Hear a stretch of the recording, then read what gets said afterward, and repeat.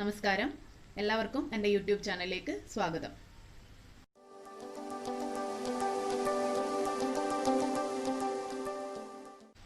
ഇതുവരെ നമ്മുടെ ചാനലിലെ വീഡിയോസിലെ കണ്ടന്റ് എന്താണെന്ന് വെച്ചാൽ +1 സുവോളജിയിലുള്ള ഫസ്റ്റ് ചാപ്റ്ററായ ലിവിങ് വേൾഡിലുള്ള ഫുൾ ടോപ്പിക്സ് ആയിരുന്നു. അപ്പോൾ കഴിഞ്ഞ 4 വീഡിയോസിലായിട്ട് ഫുൾ ടോപ്പിക്ക് നമ്മൾ കവർ ചെയ്ത് കഴിഞ്ഞു. ഈ വീഡിയോയിൽ ആ ഫുൾ ടോപ്പിക്കിൻ്റെയും ഒരു കംപ്ലീറ്റ് റിവ്യൂ ആണ് മെയിനായിട്ട് ഉദ്ദേശിക്കുന്നത്. അപ്പോൾ റിവ്യൂ എന്ന് പറയുമ്പോൾ കുറച്ച് ഫാസ്റ്റായിട്ട് പോകുമെന്നാണ് വിചാരിക്കുന്നത്. അത് മാത്രമല്ല, റിവ്യൂവിൻ്റെ കൂടെ തന്നെ കുറച്ച് ഇമ്പോർട്ടൻ്റ് ആയിട്ടുള്ള ക്വസ്റ്റ്യൻസും ഈ ഒരു വീഡിയോയിൽ ഡിസ്കസ് ചെയ്യണമെന്നാണ് വിചാരിക്കുന്നത്. സോ ഫാസ്റ്റായിട്ട് റിവ്യൂ ചെയ്യുന്നത് കൊണ്ട് എനിക്ക് തോന്നുന്നു മുമ്പത്തെ വീഡിയോസ് കാണുകയാണെങ്കിൽ കുറച്ചും കൂടെ അത് ഉപകാരപ്രദമായിരിക്കും. അപ്പോൾ കാണാത്തവരുണ്ടെങ്കിൽ ഡിസ്ക്രിപ്ഷനിൽ അതിൻ്റെ ലിങ്ക് ഇടുന്നതാണ്. നിങ്ങൾ മാക്സിമം മുമ്പുള്ള വീഡിയോ കാണാൻ ശ്രമിക്കുക. അപ്പോൾ നമുക്ക് ഇന്നത്തെ വീഡിയോയിലേക്ക് കടക്കാം. ഫസ്റ്റ് ചാപ്റ്ററിൻ്റെ പേര് ലിവിങ് വേൾഡ് എന്നായിരുന്നു, അതായത് ജീവലോകം.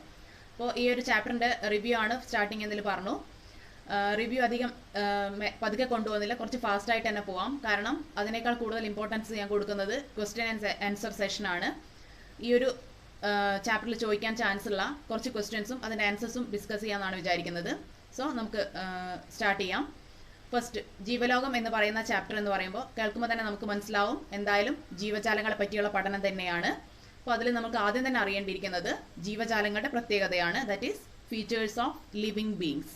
അതാണ് first topic. Features of living beings എന്ന് പറഞ്ഞാൽ അതിൽ 4 ടോപ്പിക്കാണ് ഫീച്ചറായിട്ട് നമുക്ക് പഠിക്കാനുള്ളത്. First one is growth, second reproduction, third metabolism, fourth one ability to sense and respond. അപ്പോൾ ഇതിൻ്റെ ജസ്റ്റ് ഒന്ന് ഡീറ്റെയിൽ ആയിട്ട് പറയാം. ഗ്രോത്ത് എന്ന് പറയുന്നത് നിങ്ങൾക്ക് അറിയാം, വളർച്ചയാണ്. വാട്ട് ഈസ് ഗ്രോത്ത് എന്ന് ചോദിച്ചാൽ നമുക്ക് it is the increase in the mass and increase in the number of cells. അതാണ് അതിൻ്റെ ഒരു ഡെഫിനിഷൻ എന്ന് പറയുന്നത്. അതായത് ജീവജാലങ്ങളുടെ വളർച്ച എന്ന് ഉദ്ദേശിക്കുന്നത് അവയിലെ മാസിൻ്റെ ആധിക്യവും അതേപോലെ തന്നെ സെല്ലിൻ്റെ നമ്പറുകളുടെ ആധിക്യവുമാണ്. അതേപോലെ തന്നെ ഗ്രോത്ത് എന്ന് പറയുന്ന പ്രോസസ്സ് നടക്കുന്നത് സെൽ ഡിവിഷൻ അഥവാ കോശ വിഭജനം വഴിയാണ്. അപ്പോൾ ഈ ഒരു 2 ടോപ്പിക്കാണ് അല്ലെങ്കിൽ 2 പോയിന്റാണ് ഗ്രോത്ത് എന്നതിൽ നമ്മൾ കൂടുതലായിട്ട് മനസ്സിലാക്കേണ്ടത്. ഇനി ചെറിയൊരു കാര്യം കൂടെ അതിന് മനസ്സിലാക്കേണ്ടത് എന്താണെന്ന് വെച്ചാൽ നമ്മൾ ജീവജാലങ്ങൾ വളരുന്നു എന്നാണ് പഠിച്ചത്. അതിൽ തന്നെ ജീവജാലങ്ങളെ നമുക്ക് 2ആയിട്ട് സ്പ്ലിറ്റ് ചെയ്യാം, പ്ലാന്റ്സും ആനിമൽസും. ഗ്രോത്തിൻ്റെ കാര്യത്തിൽ പ്ലാന്റ്സും ആനിമൽസും എടുക്കുകയാണെങ്കിൽ ചെറിയൊരു വ്യത്യാസമുണ്ട്. അതായത് പ്ലാന്റ്സ് അതിൻ്റെ ലൈഫ് ത്രൂ ഔട്ട് ഗ്രോ ചെയ്യുന്നുണ്ട്, പക്ഷേ ആനിമൽസ് നിങ്ങൾക്ക് തന്നെ അറിയാം ഒരു ലിമിറ്റഡ് പീരീഡ് വരെ മാത്രമേ വളരുന്നുള്ളൂ. അപ്പോൾ ഇത്രയും കാര്യങ്ങൾ മാത്രമാണ് നമ്മൾ ഗ്രോത്ത് എന്ന് പറയുന്ന പോയിന്റിൽ നമുക്ക് പഠിക്കാനുള്ളത്. നെക്സ്റ്റ് ടോപ്പിക്കാണ് റീപ്രൊഡക്ഷൻ. എന്താണ് പ്രത്യുൽപാദനം എന്ന് വെച്ചാൽ reproduction is the process of giving birth to young ones or offsprings. അതാണ് റീപ്രൊഡക്ഷൻ എന്ന് പറയുന്നത്. യങ് വൺസ് അല്ലെങ്കിൽ ഓഫ് സ്പ്രിങ്സിന്റെ ജനനത്തെയാണ് നമ്മൾ റീപ്രൊഡക്ഷൻ എന്ന് പറയുന്നത്. That young ones may or may not be like their parents. Reproduction 2 തരത്തിലുണ്ട്, asexual reproduction, sexual reproduction. First asexual reproduction എന്താണെന്ന് നോക്കാം. asexual reproductionൽ ഒറ്റ ഒരു പാരന്റ് മാത്രമേ ഉൾക്കൊള്ളുന്നുള്ളൂ. അതുകൊണ്ട് നമുക്ക് asexual reproductionനെ മോണോ പാരന്റൽ അല്ലെങ്കിൽ യൂണി പാരന്റൽ റീപ്രൊഡക്ഷൻ എന്ന് പറയാൻ പറ്റും. അതിന് കുറച്ച് എക്സാമ്പിൾസ് നമ്മൾ പഠിച്ചു വെക്കണം asexual reproduction. For example budding in Hydra, regeneration in Obelia, ഇതൊക്കെ സെക്ഷൽ റീപ്രൊഡക്ഷന് എക്സാമ്പിൾ ആണ്. നെക്സ്റ്റ് ആണ് സെക്ഷൽ റീപ്രൊഡക്ഷൻ. സെക്ഷൽ റീപ്രൊഡക്ഷൻ എന്ന് പറഞ്ഞാൽ അതിൽ 2 പാരന്റ്സ് ഇൻവോൾവ് ആകുന്നുണ്ട്. അതുകൊണ്ട് സെക്ഷൽ റീപ്രൊഡക്ഷനെ നമുക്ക് ബൈ പാരന്റൽ റീപ്രൊഡക്ഷൻ എന്നും കൂടെ പറയാം. അതിനൊരു എക്സാമ്പിൾ ചോദിക്കുകയാണെങ്കിൽ നമുക്ക് ഹ്യൂമൻ കപ്പിൾസ് തന്നെ എക്സാമ്പിൾ ആയിട്ട് പറയാം. സെക്ഷൽ റീപ്രൊഡക്ഷനുള്ള ഒരു പ്രത്യേകത എന്താണെന്ന് വെച്ചാൽ സെക്ഷൽ റീപ്രൊഡക്ഷൻ നടക്കുന്നത് due to the fusion of gametes ആണ്. സോ സെക്ഷൽ റീപ്രൊഡക്ഷൻ എന്താണെന്ന് ചോദിച്ചാൽ നമുക്ക് ഇങ്ങനെ പറയാം, sexual reproduction is the production of young ones by the fusion of gametes.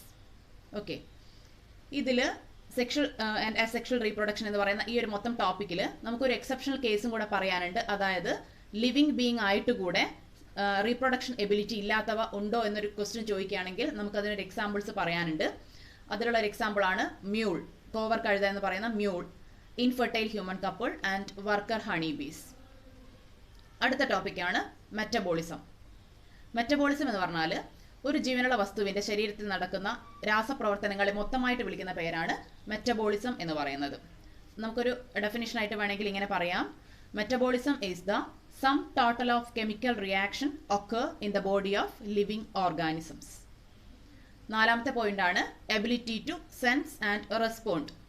ആ ഒരു ടോപ്പിക്കിന്റെ പേര് കേൾക്കുമ്പോൾ തന്നെ നമുക്ക് മനസ്സിലാവും, നമുക്ക് സെൻസ് ചെയ്യാനും സെൻസ് ചെയ്തതിനനുസരിച്ച് റെസ്പോണ്ട് ചെയ്യാനുള്ള കഴിവാണ് ability to sense and respond. അപ്പോൾ ഈ 4 ടോപ്പിക്കാണ് ഫീച്ചേഴ്സ് ഓഫ് ലിവിങ് ബീങ് എന്നതിൽ വരുന്നത്. ഞാൻ വളരെ ഫാസ്റ്റായിട്ട് തന്നെ പറഞ്ഞു പോയിട്ടുണ്ട്, കാരണം ഇതൊക്കെ സിമ്പിൾ കാര്യങ്ങളുമാണ്, ചെറിയ ക്ലാസ് മുതലേ പഠിക്കുന്നതുമാണ്. സോ ഇനി നമ്മൾ അടുത്ത ടോപ്പിക്കായിട്ട് വരുന്നത് ബയോഡൈവേഴ്സിറ്റി, അതായത് ജൈവ വൈവിധ്യം. ഇതും ചെറിയ ക്ലാസ്സിലെ പഠിച്ച ടോപ്പിക് തന്നെയാണ്. പക്ഷേ ഈ ഒരു ടോപ്പിക്കിൻ്റെ ഉള്ളിൽ കുറച്ച് പുതിയ കാര്യങ്ങളും കൂടെ വരുന്നത് കൊണ്ട് നമുക്കതൊന്ന് ഡീറ്റെയിൽ ആയിട്ട് നോക്കാം. ജൈവ വൈവിധ്യം എന്ന് പറഞ്ഞാൽ ജീവജാലങ്ങളുടെ വൈവിധ്യമാണ്. അത് ആനിമൽ ആകാം, പ്ലാന്റ് ആകാം. ഈ ഒരു ടോപ്പിക് ഇവിടെ മെയിനായിട്ട് വരുന്നത് നമുക്ക് പുതിയൊരു ടേമിലേക്ക് പോകാൻ വേണ്ടിയിട്ടാണ്. അതായത് ആ ടേമാണ് നോമിൻക്ലേച്ചർ, നാമകരണം.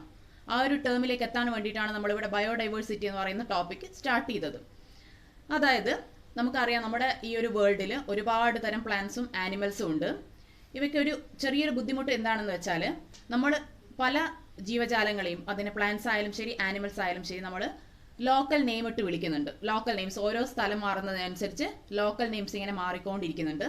അത് പല കൺഫ്യൂഷൻസും ഉണ്ടാക്കുന്നുമുണ്ട്. ആ കൺഫ്യൂഷൻ മാറ്റുക എന്നൊരു അർത്ഥത്തിലാണ് നോമിൻക്ലേച്ചർ എന്ന് പറയുന്ന ഒരു പുതിയ സമ്പ്രദായം ആവിഷ്കരിച്ചിരിക്കുന്നത്. ഇത്തരത്തിൽ നോമിൻക്ലേച്ചറിൽ സംഭവിക്കുന്നത് എന്താണെന്ന് വെച്ചാൽ, പ്ലാന്റ്സിന്റെ ആവട്ടെ ആനിമൽസിന്റെ ആവട്ടെ പേരിൽ ഒരു സ്റ്റാൻഡേർഡൈസേഷൻ നടത്തുന്നു. അതായത് തുല്യമായി മാറ്റുന്നു. ഇത്തരത്തിൽ തുല്യമാക്കുമ്പോൾ നമുക്ക് എവിടെ ചെന്ന് കഴിഞ്ഞാലും ഒരു പ്ലാന്റിനെയോ അല്ലെങ്കിൽ ഒരു ആനിമലിനെയോ ഏതെങ്കിലും ഒരു പേര് വിളിച്ചു കഴിഞ്ഞാൽ അതേത് പ്ലാന്റ് ആണ് അല്ലെങ്കിൽ ഏത് ആനിമൽ ആണെന്ന് നമുക്ക് പെട്ടെന്ന് തന്നെ ഐഡന്റിഫൈ ചെയ്യാൻ പറ്റും. ആ ഒരു സ്റ്റാൻഡേർഡ് ആയിട്ടുള്ള ആ ഒരു നെയിമിനെയാണ് നമ്മൾ ശാസ്ത്രീയ നാമം എന്ന് പറയുന്നത്. സയന്റിഫിക് നെയിം അല്ലെങ്കിൽ ബയോളജിക്കൽ നെയിം, ശാസ്ത്രീയ നാമം.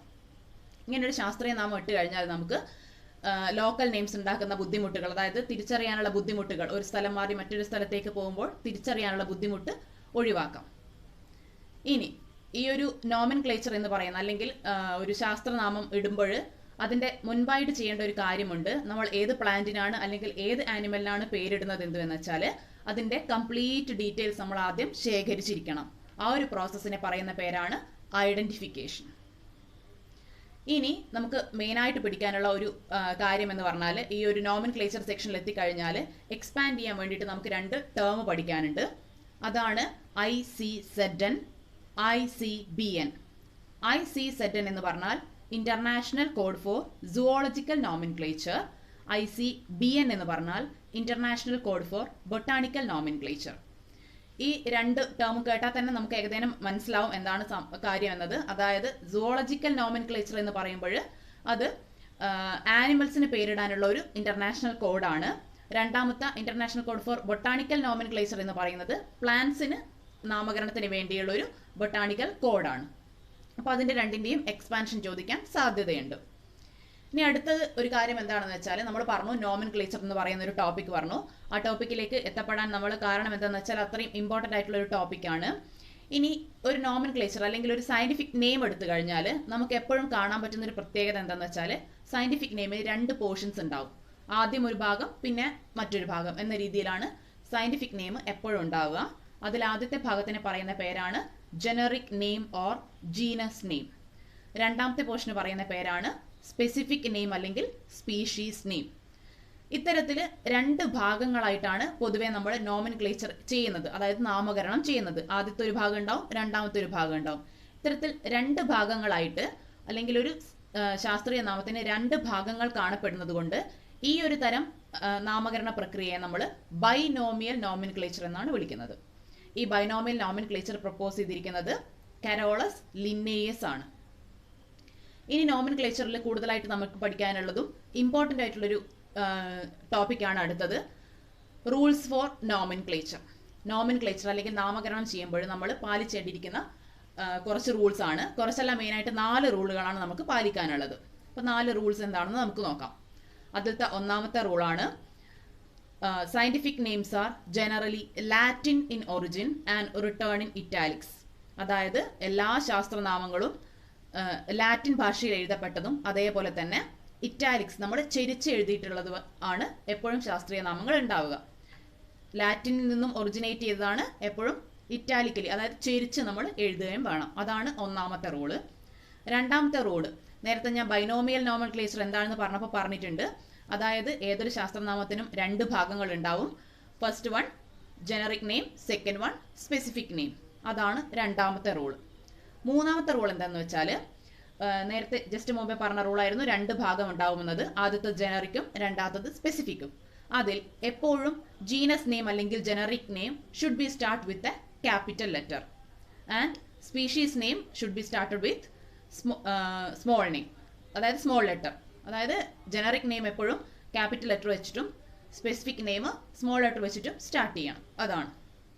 നാലാമത്തെ ഒരു റൂൾ എന്താണെന്ന് വെച്ചാൽ when hand return it should be separately underlined and when printed it should be printed in italics. അതായത് നമ്മൾ എഴുതുന്ന സമയത്ത് നമ്മൾ എന്ത് ചെയ്യാന്ന് വെച്ചാൽ ജീനസ് നെയിമും സ്പീഷീസ് നെയിമും സെപ്പറേറ്റ്ലി അണ്ടർലൈൻ ചെയ്യണം. ഇനി നമ്മൾ പ്രിന്റ് ചെയ്യുകയാണെങ്കിൽ എപ്പോഴും ഇറ്റാലിക്കലി മാത്രമേ പ്രിന്റ് ചെയ്യാൻ പാടുള്ളൂ. ഇതാണ് നോമൻക്ലേച്ചറിന്റെ റൂൾസിലുള്ള 4 പോയിന്റ്സ്. നമ്മൾ കഴിയുന്നതും എക്സാം പോയിന്റ് ഓഫ് വ്യൂവിൽ എഴുതുകയാണെങ്കിൽ ഈ 4 റൂൾ എഴുതുമ്പോഴും ഓരോ റൂളിലും പറഞ്ഞിരിക്കുന്നത് എന്താണെന്ന് കാണിക്കാൻ വേണ്ടിയിട്ട് എക്സാമ്പിൾ വെച്ചിട്ട് എഴുതാൻ ശ്രമിക്കണം. ഇനി അടുത്ത ടോപ്പിക്കാണ് ടാക്സോണമി. ഈ ഒരു ചാപ്റ്ററിലുള്ള main and important topic like nomenclature ആണ് ടാക്സോണമി എന്ന് പറയുന്നത്. വാട്ട് ഈസ് ടാക്സോണമി നമുക്ക് പഠിക്കാനുണ്ട്, അതേപോലെ തന്നെ ടാക്സോണമിയുടെ ഇമ്പോർട്ടൻസും പഠിക്കാനുണ്ട്. അപ്പോൾ ടാക്സോണമി എന്ന് പറയുന്നത് it is a branch of science which deals with 4 points. ആ 4 പോയിന്റ്സ് ആണ് characterization, identification, classification and nomenclature. So taxonomy is the branch of science which deals with characterization, identification, classification and nomenclature of living beings. ഇനി ഓരോന്നും എന്താണെന്ന് ഒന്ന് just നോക്കാം. ഒന്നാമതാണ് characterization. പേര് കേൾക്കുമ്പോൾ തന്നെ മനസ്സിലാവും ഓർഗാനിസത്തിന്റെ ക്യാരക്ടറൈസേഷൻ ആണ് ഇവിടെ നടത്തുന്നത്. അതായത് പ്രത്യേകതകളെ പറ്റിയുള്ള ഒരു പഠനമാണ് ക്യാരക്ടറൈസേഷൻ എന്ന് പറയുന്ന ഒന്നാമത്തെ പോയിന്റ്. പ്രത്യേകത എന്ന് പറയുമ്പോൾ ജീവജാലങ്ങളുടെ ഇന്റേണലും എക്സ്റ്റേണലുമായിട്ടുള്ള സ്ട്രക്ചറിനെ പറ്റി പഠിക്കാനുണ്ട്, അവയുടെ ഗ്രോത്തിനെ പറ്റി പഠിക്കാനുണ്ട്, അവയുടെ ഇക്കോളജിക്കൽ സിറ്റുവേഷനെ പറ്റി പഠിക്കാനുണ്ട്. ഇതൊക്കെയാണ് ഇക്കോളജിക്കൽ സിറ്റുവേഷൻ എന്ന് പറഞ്ഞാൽ അത് എവിടെയാണോ വസിക്കുന്നത് അതിനെ പറ്റിയുള്ള ചില ഡീറ്റെയിൽസ്. ഇതാണ് ഫസ്റ്റ് ടോപ്പിക് ആയിട്ടുള്ള ക്യാരക്ടറൈസേഷനിൽ വരുന്നത്. രണ്ടാമത്തെ ടോപ്പിക്കാണ് ഐഡന്റിഫിക്കേഷൻ. ഈ ഒരു പോയിന്റ് നേരത്തെ നോമൻക്ലേച്ചർ പറയുന്ന സമയത്ത് പറഞ്ഞിട്ടുണ്ട്. അതായത് ഏതൊരു ജീവജാലത്തിനും, ഒരു പ്ലാന്റ് ആവട്ടെ ആനിമൽ ആവട്ടെ, അതിന്റെ കംപ്ലീറ്റ് ഡീറ്റെയിൽസ് എടുത്തു കഴിഞ്ഞാൽ മാത്രമേ നമുക്ക് നോമൻക്ലേച്ചർ ചെയ്യാൻ പറ്റുള്ളൂ. ഇത്തരത്തിൽ നോമൻക്ലേച്ചറിന് തൊട്ട് മുമ്പായി കംപ്ലീറ്റ് ഡീറ്റെയിൽസ് എടുക്കുന്ന ആ ഒരു പ്രോസസ്സാണ് identification. Third one is classification. ഏറ്റവും ഇമ്പോർട്ടൻ്റ് ആയിട്ടുള്ളൊരു പോയിന്റാണ് ക്ലാസിഫിക്കേഷൻ.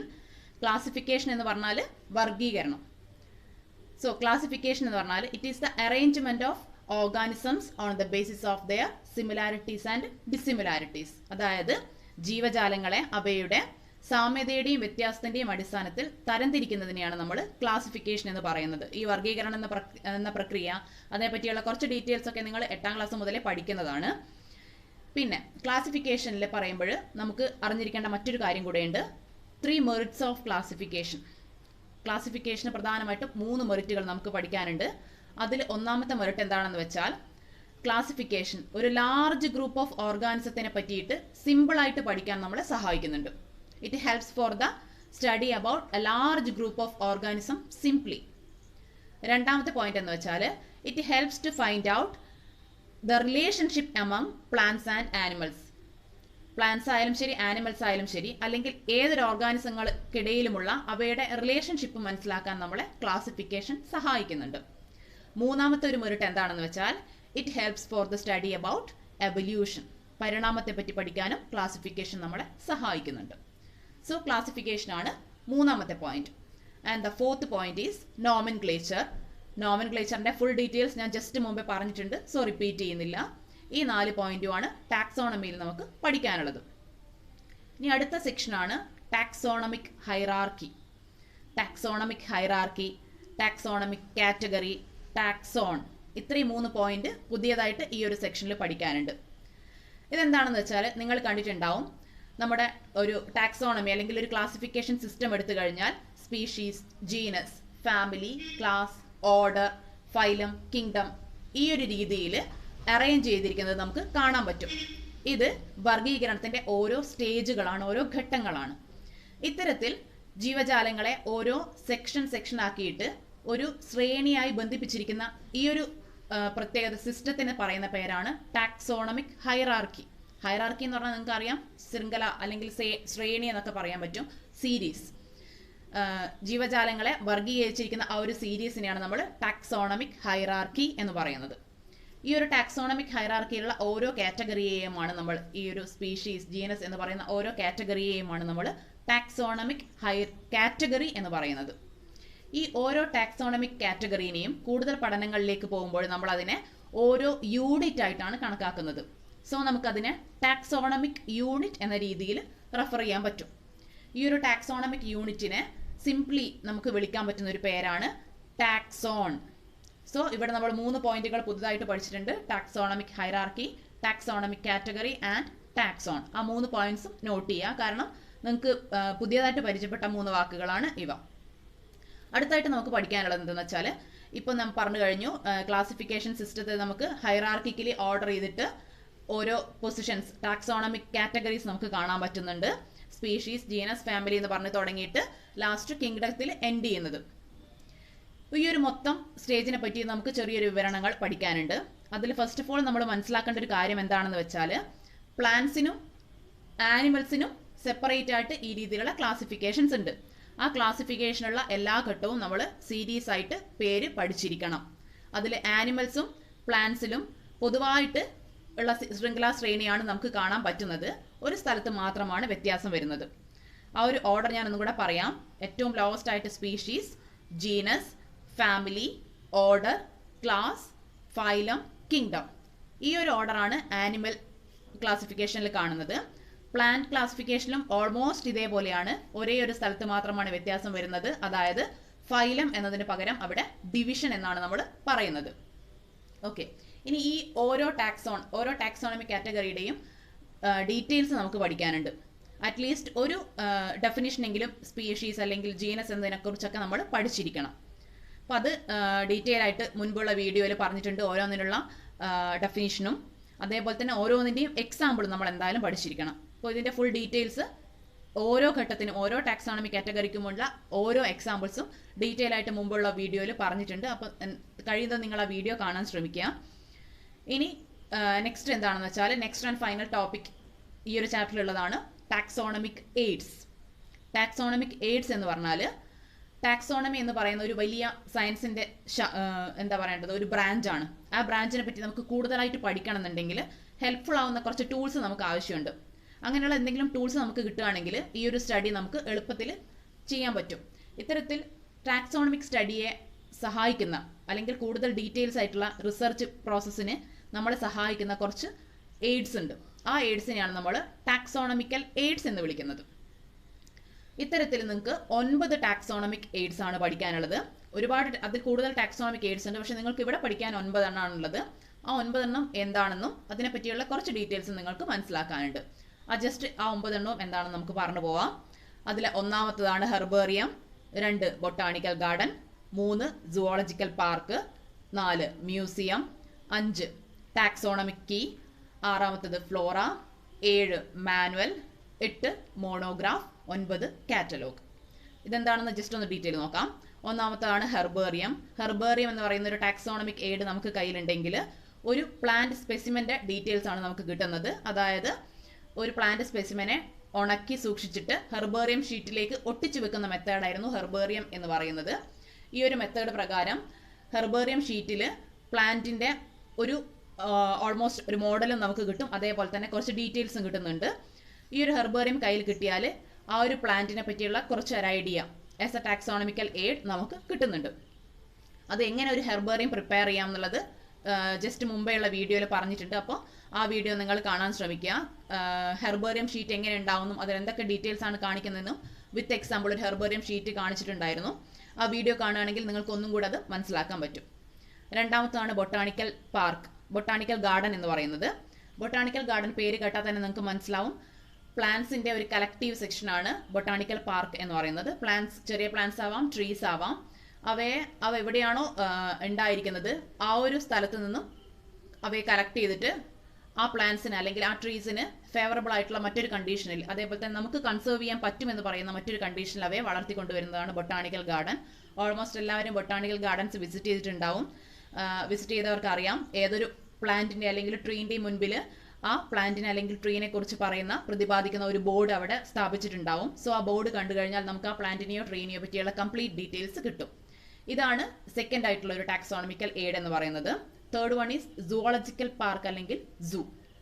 ബൊട്ടാണിക്കൽ ഗാർഡനിൽ നമ്മൾ പ്ലാന്റ്സിനെ കൺസർവ് ചെയ്യുന്നതിന് പകരം ഇവിടെ നമ്മൾ കൺസർവ് ചെയ്യുന്നത് ആനിമൽസിനെയാണെന്ന് മാത്രം. ആ ഒരു വ്യത്യാസമാണ് ഇവിടെ ഉള്ളത്. അതായത് ആനിമൽസ് നമ്മൾ ഫോറസ്റ്റിൽ നിന്നും പിടിച്ചു കൊണ്ടുവരുന്ന ആനിമൽസിനെ അവയ്ക്ക് ഫേവറബിൾ ആയിട്ടുള്ള ഒരു കണ്ടീഷനിൽ ഒരു സൂ പ്രിപ്പയർ ചെയ്തിട്ട് നമുക്കും കൂടെ അവയെ കൺസർവ് ചെയ്യാൻ പറ്റും എന്ന് പറയുന്ന ഒരു കണ്ടീഷനിൽ അവയെ വളർത്തിക്കൊണ്ടുവരിക.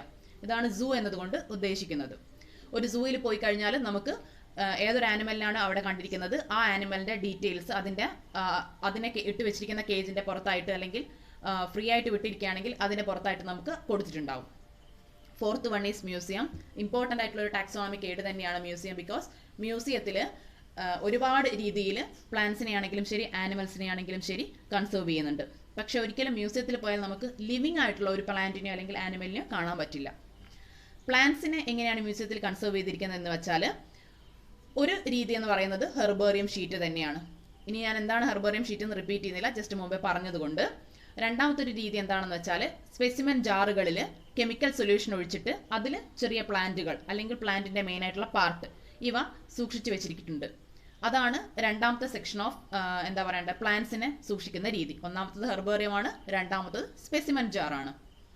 ഇനി ആനിമൽസിനെ എങ്ങനെയാണ് കൺസർവ് ചെയ്തതെന്ന് നോക്കാം. ആനിമൽസിനെയും പ്ലാന്റ്സിനെ പോലെ തന്നെ സ്പെസിമെൻ ജാറുകളിൽ സൂക്ഷിച്ചു വെക്കുന്നുണ്ട്. സ്പെസിമെൻ ജാറുകളിൽ കെമിക്കൽസ് ഒഴിക്കുന്നു, അതിൽ ആനിമലിനെ ഇട്ടിട്ട് ഒരു ഗ്ലാസ് ലിഡ് വെച്ചിട്ട് മൂടി വെക്കുകയാണ് ചെയ്യുന്നത്. പ്ലാന്റ്സിനായാലും ശരി ആനിമൽസിലായാലും ശരി കെമിക്കൽ സൊല്യൂഷൻ എന്ന് പറയുന്നത് പൊതുവെ ഫോർമാലിനാണ് യൂസ് ചെയ്യുന്നത്. ഇനി ആനിമൽസിന്റെ കേസിൽ രണ്ടാമത്തെ ഒരെണ്ണമാണ് ഇൻസെക്ട് ബോക്സ്. ഇൻസെക്ട്സുകളെ കളക്ട് ചെയ്തിട്ട് കില്ല് ചെയ്തിട്ട് സൂക്ഷിക്കുന്ന രീതിയാണ് ഇൻസെക്ട്സ് ബോക്സ് എന്ന് പറയുന്നത്. മൂന്നാമത്തത് വലിയ ആനിമൽസിന്റെ കേസിലാകുമ്പോൾ നമുക്ക് ഇൻസെക്ട്സ് ബോക്സിലോ അല്ലെങ്കിൽ സ്പെസിമെൻ ജാറുകളിലോ സൂക്ഷിക്കാൻ പറ്റില്ല. സോ അവയെ നമ്മൾ സ്റ്റഫ് ചെയ്തിട്ടാണ് സൂക്ഷിക്കുന്നത്. അപ്പോൾ സ്റ്റഫ്ഡ് ആനിമൽസ് എന്ന് പറയുന്നത് മറ്റൊരു ടാക്സോണമിക് എയ്ഡ് ആണ്. That can be seen in museum. നാലാമത്തെ ഒരു പ്രത്യേകത അല്ലെങ്കിൽ നാലാമത്തെ ഒരു പോയിന്റ് ആനിമൽസിനെ കൺസർവ് ചെയ്യുന്ന രീതി എന്താണെന്ന് വെച്ചാൽ അവയുടെ സ്കെൽട്ടൺസ് സൂക്ഷിക്കുന്നതാണ്. മ്യൂസിയത്തിൽ ചെന്ന് കഴിഞ്ഞാൽ നമുക്ക് പല ആനിമൽസിന്റെയും സ്കെൽട്ടൺസ് കാണാൻ പറ്റും. അതും കൈൻഡ് ഓഫ് ടാക്സോണമിക്കൽ എയ്ഡ് തന്നെയാണ്. കാരണം സ്റ്റഫ്ഡ് ആനിമലിന്റെ ആണെങ്കിലും ശരി സ്കെൽട്ടന്റെ ആണെങ്കിലും ശരി ഡീറ്റെയിൽസും കൂടെ നമുക്ക് അവിടുന്ന് കളക്ട് ചെയ്യാൻ പറ്റുന്നതാണ്. സോ ഇത്രയാണ് മ്യൂസിയത്തിനെ പറ്റിയിട്ട് പറയാനുള്ളത്. അടുത്തതാണ് ടാക്സോണമിക് കീ എന്ന് പറയുന്നത്.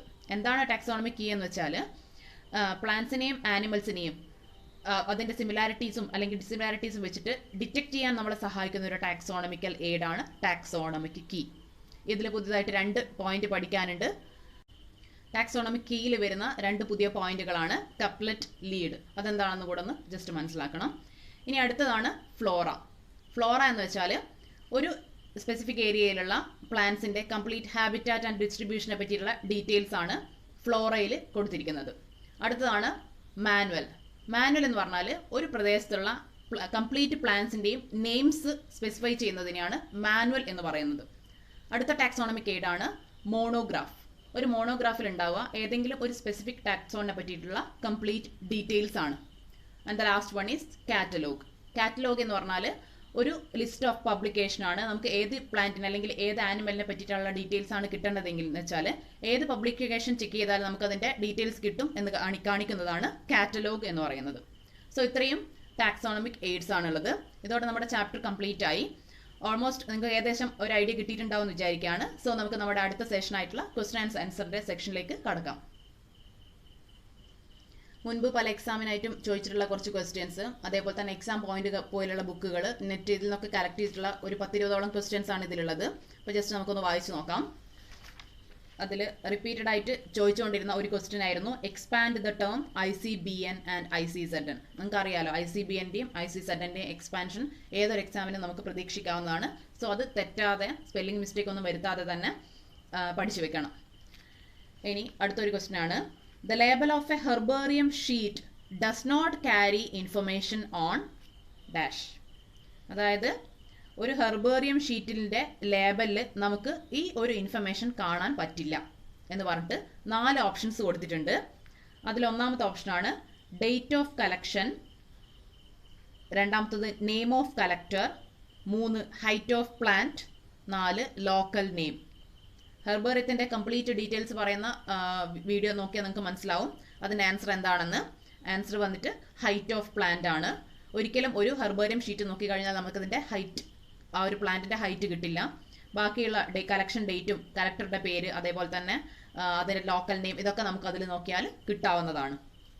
അടുത്തൊരു ക്വസ്റ്റ്യൻ ആണ്, find the odd one and give reason. തന്നിൽ നിന്നും ഒറ്റപ്പെട്ടത് ഏതാണെന്ന് മനസ്സിലാക്കുക, അതേപോലെ തന്നെ അതിൻ്റെ റീസൺ പറയാനാണ്. വാക്കുകൾ ഇതാണ്: herbarium, aquarium, botanical garden, museum.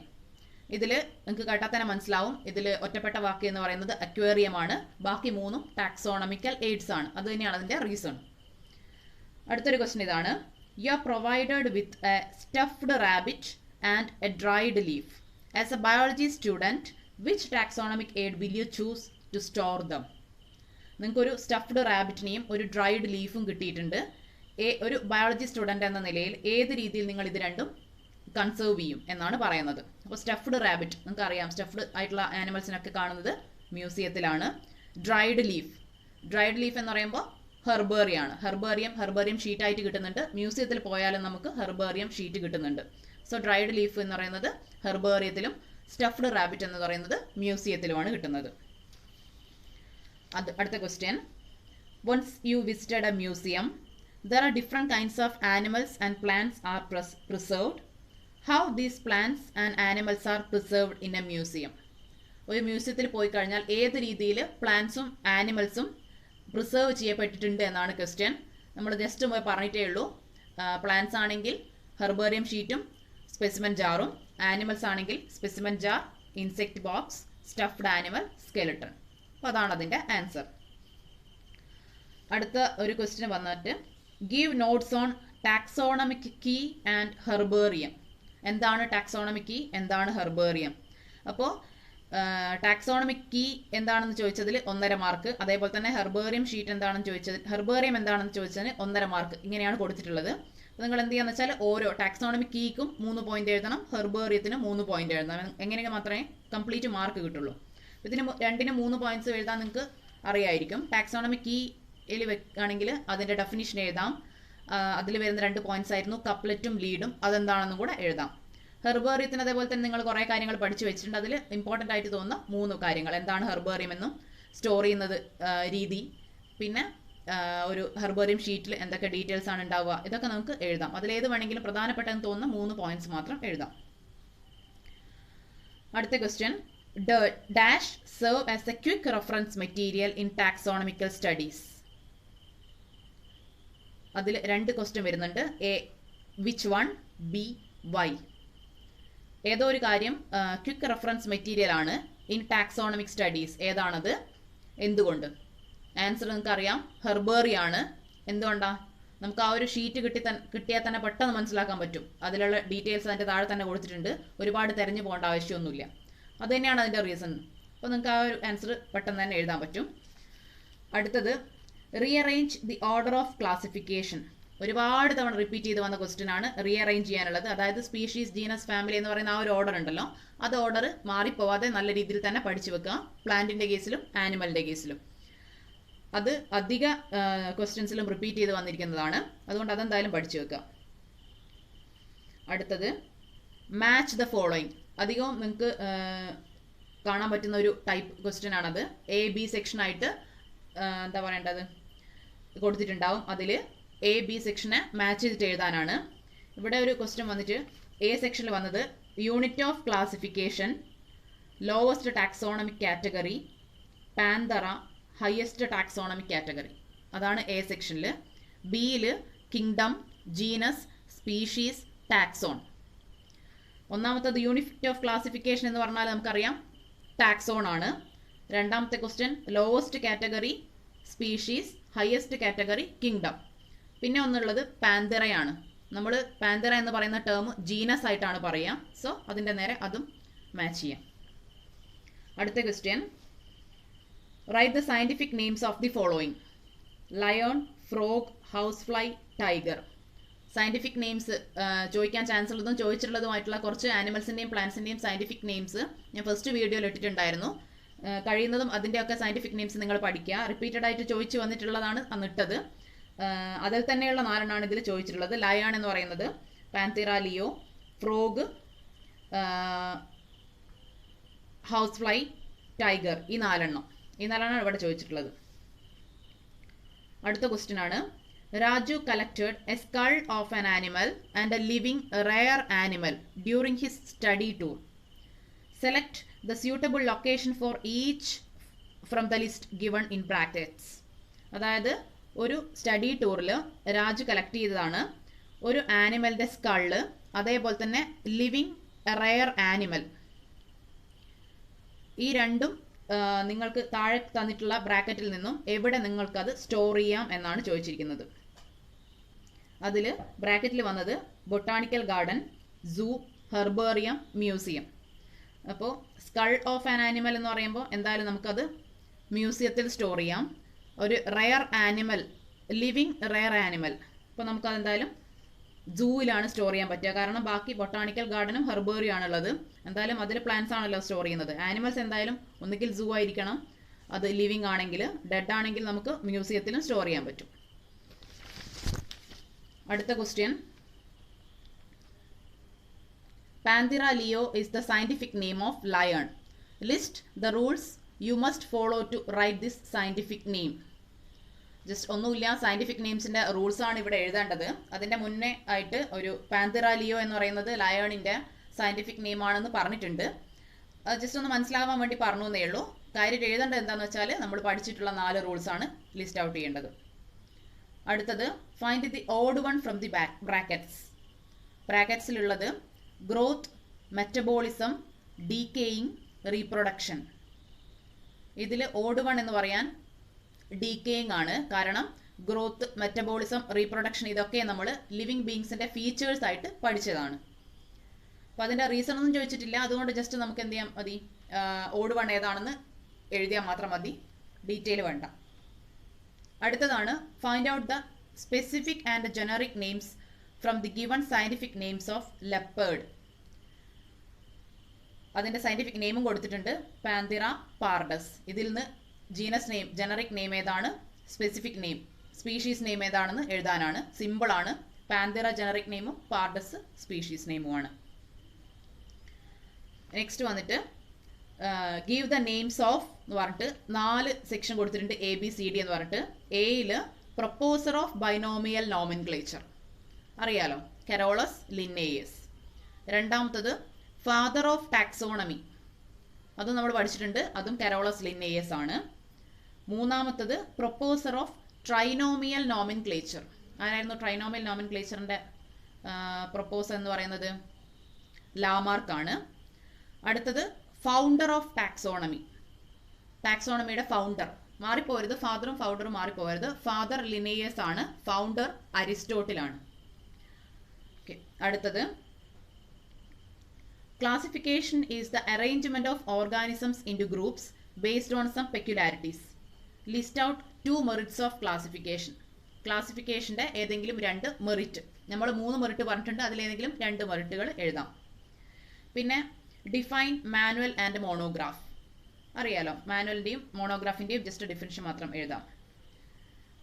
Give 1 example for എന്ന് പറഞ്ഞിട്ട് എയും ബിയും കൊടുത്തിട്ടുണ്ട്. എയിൽ ബൈനോമിയൽ നോമൻക്ലേച്ചർ, ബിയിൽ ട്രൈനോമിയൽ നോമൻക്ലേച്ചർ. ബൈനോമിയൽ നോമൻക്ലേച്ചറിന് നിങ്ങൾ പഠിച്ച എക്സാമ്പിൾസ് മിക്കവാറും ബൈനോമിയലാണ്, അതുകൊണ്ട് ഏതും എഴുതാം. ട്രൈനോമിയൽ നോമൻക്ലേച്ചറിന് ഞാനൊന്ന് പറഞ്ഞിട്ടുണ്ടായിരുന്നു, ഇന്ത്യൻ ക്രോയുടെ, അത് കോർവസ് സ്പ്ലെൻഡൻസ് സ്പ്ലെൻഡൻസ്. അടുത്ത ക്വസ്റ്റ്യൻ ഇതാണ്, find out the correct one from given brackets. ബ്രാക്കറ്റിൽ കൊടുത്തിരിക്കുന്നത് lead, monograph, Felis domestica, order, metabolism, genus, Cannes familiaris. ഇത്രയാണ്. അപ്പോൾ അതിൽ 6 സെക്ഷൻ, ABCDEFG പറഞ്ഞിട്ട് 6 സെക്ഷനായിട്ടാണ് ക്വസ്റ്റ്യൻ വന്നത്. എല്ലാ ക്വസ്റ്റ്യനിലും ഒരു ഡാഷ് ഉണ്ട്. അവിടെ നമ്മൾ ബ്രാക്കറ്റിൽ നിന്ന് ഏതാണോ സ്യൂട്ടബിൾ എന്ന് വെച്ചാൽ അതെടുത്ത് ഫില്ല് ചെയ്യാണ് വേണ്ടത്. അതിലത്തെ A dash is A group of related families. Okay, family, related families, families ചേർന്ന് കഴിഞ്ഞാൽ ഏത് ടാക്സോണമി കാറ്റഗറിയാണ് ഉണ്ടാവുന്നത്? ഓർഡർ. അപ്പോൾ അത് ബ്രാക്കറ്റിൽ നമുക്ക് എടുത്ത് എഴുതാം. രണ്ടാമത്തത്, scientific name of dog is dash. ഡോഗിൻ്റെ സയൻറ്റിഫിക് നെയിം കാനിസ് ഫെമിലിയാരിസ് ആണ്. മൂന്നാമത്തത് each statement in a taxonomic key is called dash. ഏതായിരുന്നു? Lead. Scientific name of cat is, കാറ്റിന്റെ സയന്റിഫിക് നെയിം ഫെലിസ് ഡൊമസ്റ്റിക്ക. അടുത്തത് dash contain information on any one taxon. ഏതായിരുന്നു? അതൊരു taxonomical aid ആണ്, that is monograph. അടുത്തത് last one, sum total of chemical reaction in the body of living organisms called dash. എന്തായിരുന്നു? നമ്മുടെ ശരീരത്തിലുള്ള complete chemical reaction നമ്മൾ വിളിക്കുന്ന പേരാണ് മെറ്റബോളിസം. ഇത്രയാണുള്ളത്. അടുത്ത ക്വസ്റ്റ്യൻ ഇതാണ്.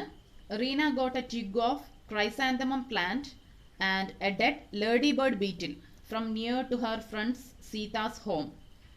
Where Reena can kept these two items for her future as reference material. Suggest suitable taxonomic aids for her. ആകെ ഒറ്റ മാർക്കിനുള്ള ക്വസ്റ്റ്യൻ ആണ്. ക്വസ്റ്റ്യൻ വളരെ വലുതാണെങ്കിലും 2 പോയിന്റ് മാത്രം, 2 വേർഡ്സ് മാത്രമേ എഴുതാനുള്ളൂ. ഒന്നാമത്തത് ഒരു ക്രൈസാന്തമം പ്ലാന്റിന്റെ ട്വിഗ് കിട്ടിയിട്ടുണ്ട്. അതേപോലെ തന്നെ ഒരു ലേഡി ബേർഡ് ബീറ്റിലിന്റെ ഡെഡ് ആയിട്ടുള്ള ഒരു സ്പെസിമെനും കിട്ടിയിട്ടുണ്ട്.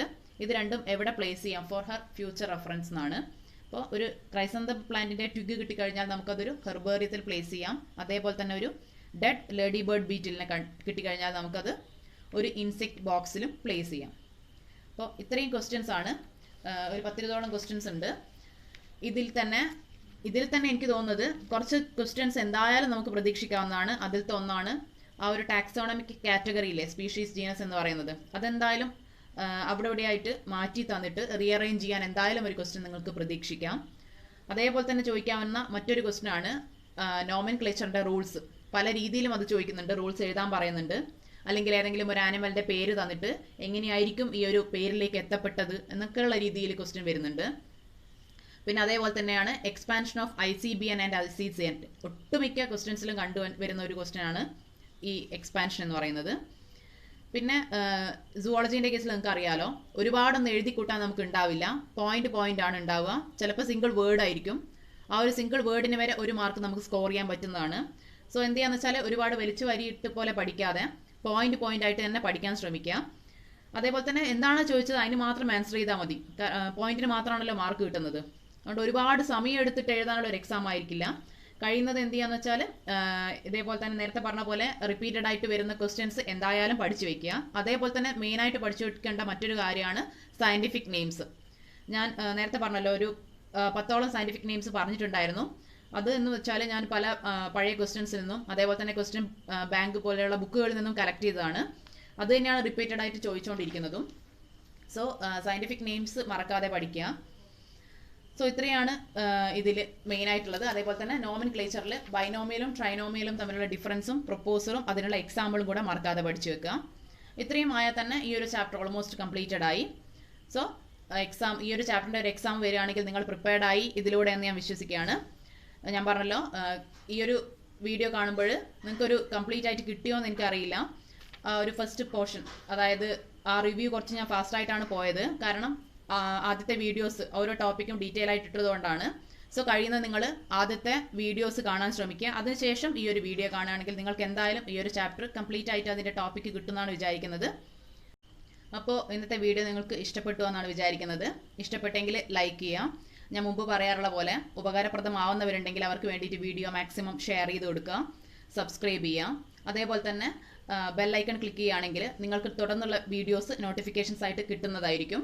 So, thank you for watching.